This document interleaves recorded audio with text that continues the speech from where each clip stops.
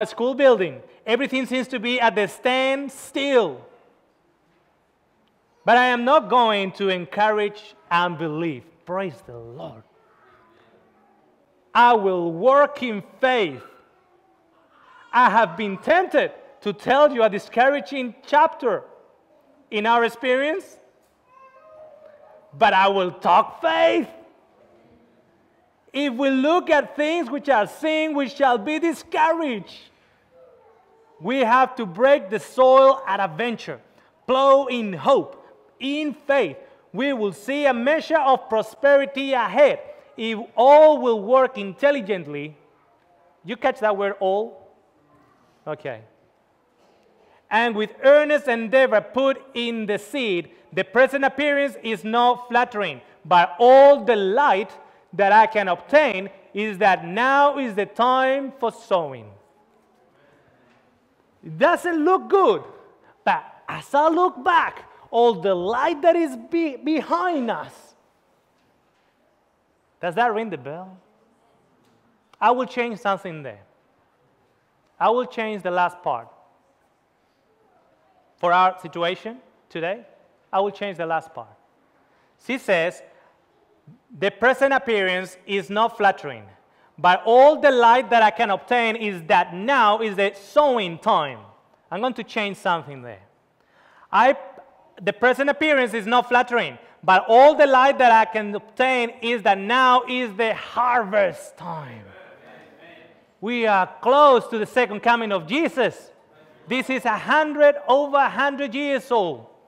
It's not the sowing time. Friends, I have been tempted to use words of discouragement this morning. But I'll talk faith. Because it displeases the Lord when we talk and believe. Were you aware of that?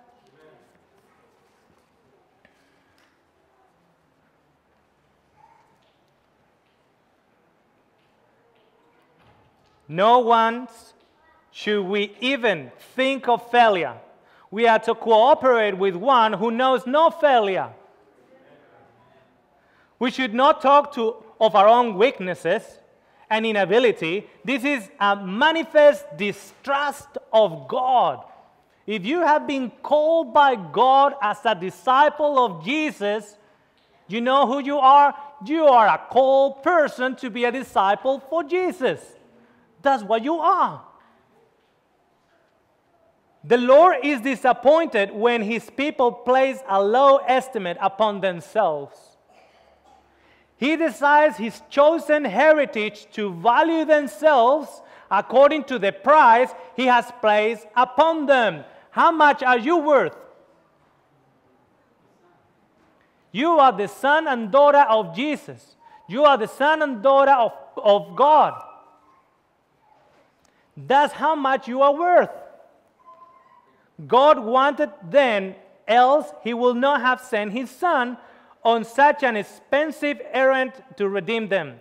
He has a use for them, and He is well pleased when they make the very highest demands upon Him, that they might glorify His name. They might expect large things if they have faith in His promises. Remember the story, the key of promise? Do you have faith in the promises of God? Just recently I was invited to take a service in a funeral at Currumbin. And the daughter of the person that passed away, she had, for the last 6 months, she didn't have it easy. Not easy. And because of that reason, now the mother died in front of her of a heart attack. And everybody was saying, so sorry, poor sister, poor sister, poor sister. Have you ever read, never heard, that in Matthew 5 says that blessed are those that mourn, because they will be comforted? Blessed sister. So I asked the people that were there. Now, there is a promise in Hebrews 13:5. The key of promise? There's a promise in Hebrews 13:5. It says, I will never leave you, never forsake you. Have you come here without Jesus today? No. Now, he might not be in your heart, but definitely is there because he has promised. He is there. Where was Jesus in that funeral? He was there. Where is Jesus when you are crossing the waters? It is there. He is there. When is Jesus when you cross into the fire? He is there. Why? Because he said so. Because it is the word of the Lord. And he is saying, I will never leave you. That includes today. Never forsake you. Includes also today. Includes this very minute, this very hour.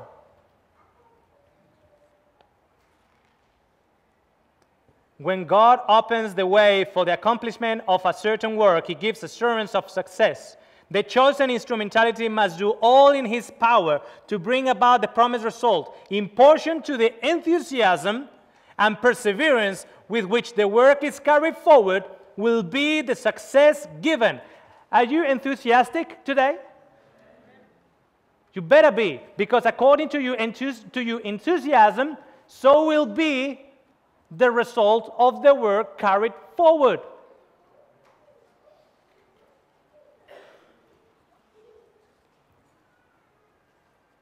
I want you to come with me to the book of Matthew, chapter 12.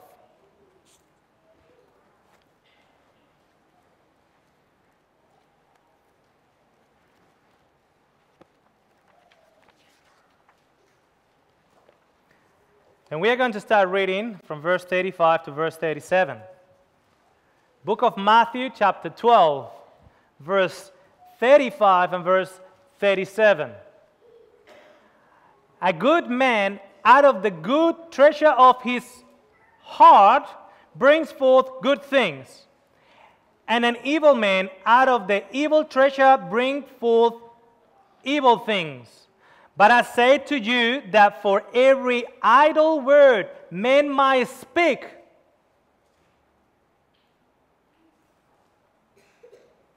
they will give account of it in the day of judgment. Verse 37 says, for by your words you will be justified, and by your words you will be condemned. Is this heavy duty? By your words you will be justified, and by your words you'll be condemned. And we heard and learned already that it displeases the Lord every time that we don't talk faith. Displeases the Lord every time that we don't speak promises. Why?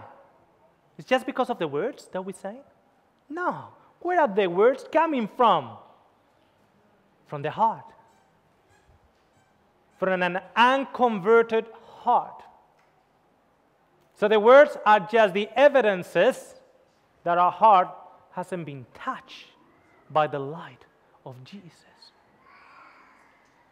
I want you to come with me to Proverbs chapter 13. Chapter 12, sorry. Proverbs chapter 12. And I'm going to ask you a question, church. If I, for instance, see someone doing something that shouldn't be doing, or something that I don't agree with, and I just go to somebody else and use gossip to tell a true event. So the event is truthful. It is exactly as I am describing the event. As I saw it, I am describing it. Okay? I saw such and such and such. And that's true. Okay? I'm not talking about a crime. I'm talking about church life here. Normal daily life. I'm talking about a person that dislikes that other person and doesn't like the way the children behave at church. And perhaps the children are noisy at church. So I'm just going with that report to somebody else and say this true statement. How noisy are those children? Is that a true statement? Yes, it is a true statement. But you know what, friends? The Bible calls that tongue a lying tongue.